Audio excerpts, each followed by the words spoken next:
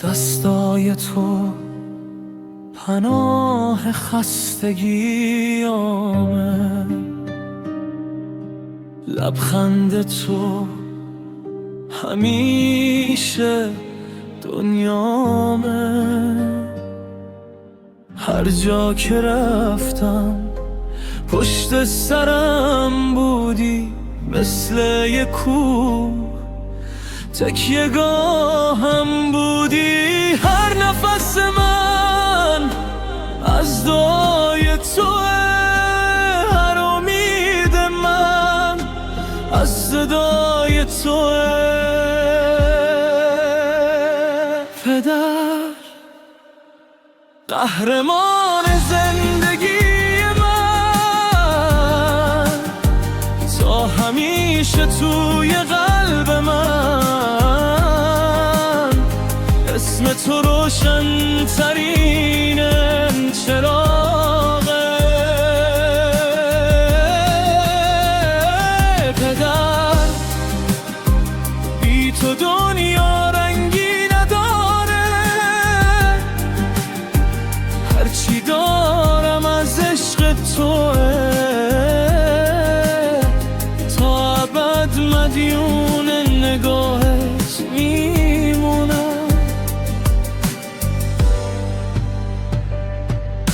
شب‌های سخت کنار من موندی، با رنج خود لبخند به هم دادی.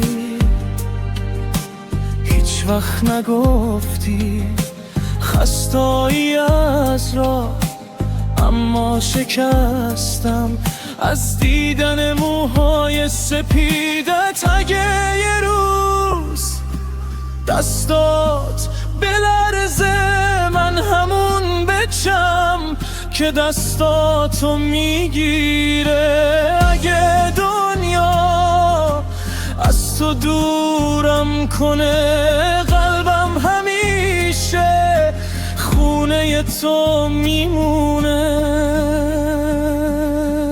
پدر قهرمان زندگی من، افتخار هر نفس من. تا همیشه نام تو میمونه. پدر خدا سایات رو کم نکنه، عشق تو بزرگترین هدیه است. تا ابد دوست دارم.